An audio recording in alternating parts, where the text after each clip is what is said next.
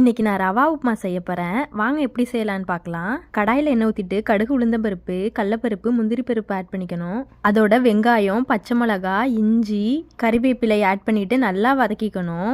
நமக்கு தேவையான வெஜிடபிள்ஸ்லாம் ஆட் பண்ணிக்கலாம்.